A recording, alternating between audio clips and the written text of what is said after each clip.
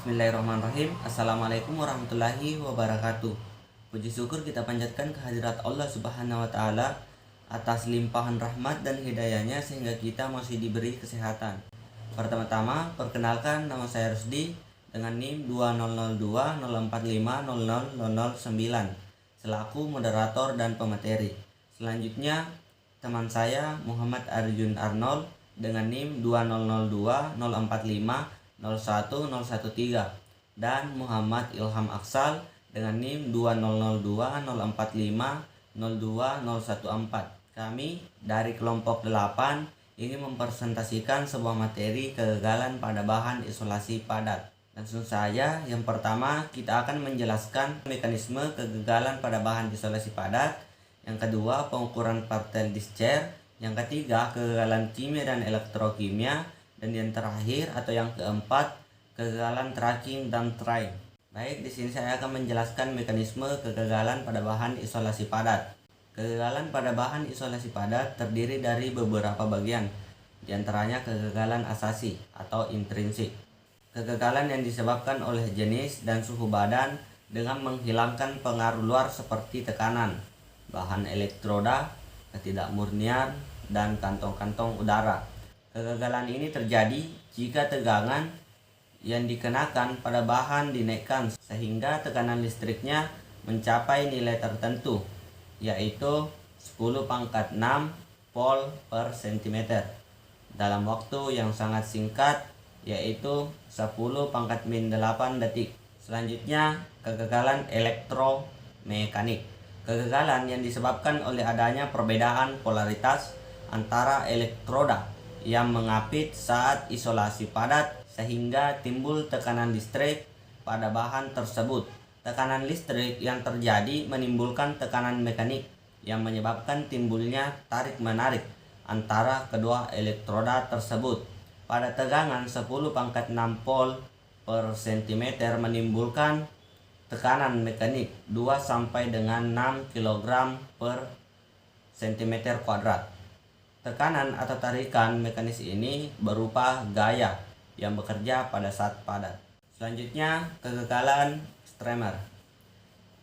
Kegagalan yang terjadi sesudah suatu banjiran atau avalanche.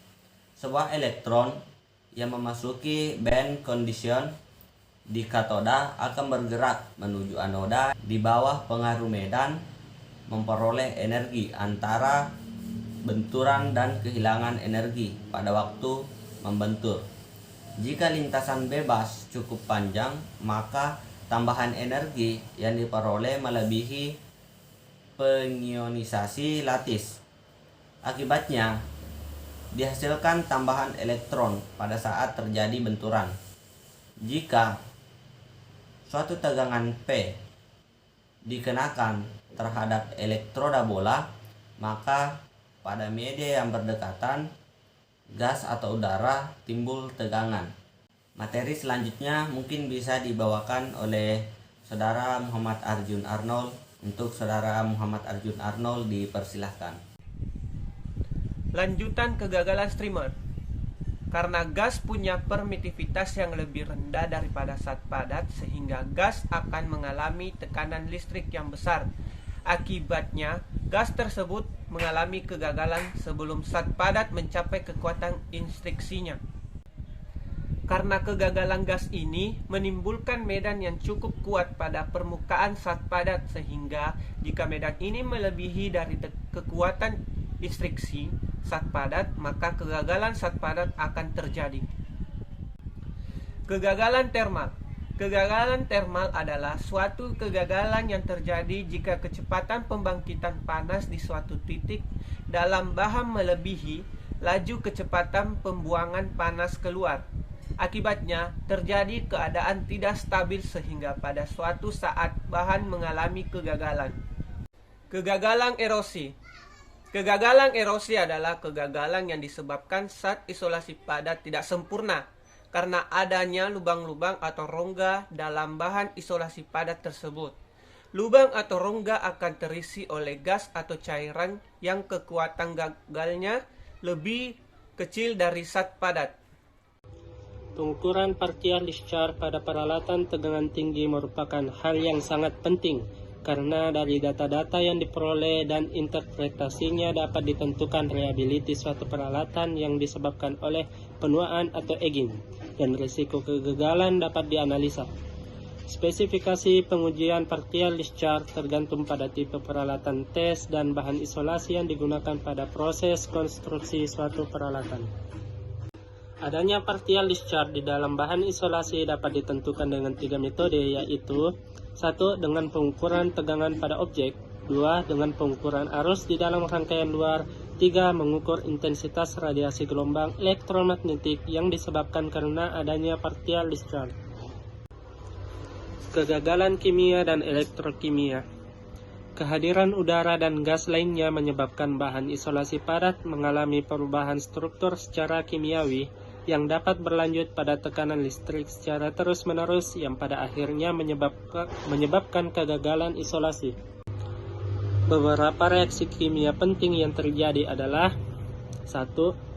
Oksidasi, yaitu kehadiran udara atau oksigen pada material padat seperti karet dan polietilengel mengalami oksidasi yang dapat menyebabkan keretakan pada permukaan isolator.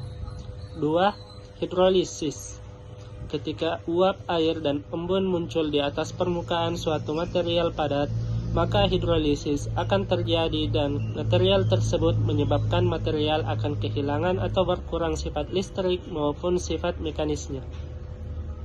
Ketiga, aksi kimiawi.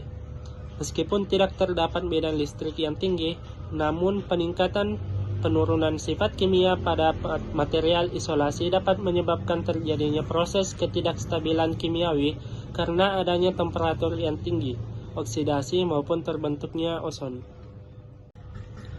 Kegagalan tracking dan traying. Jika suatu bahan isolasi padat diterapkan tekanan listrik dalam jangka waktu yang lama, maka akan mengalami kegagalan.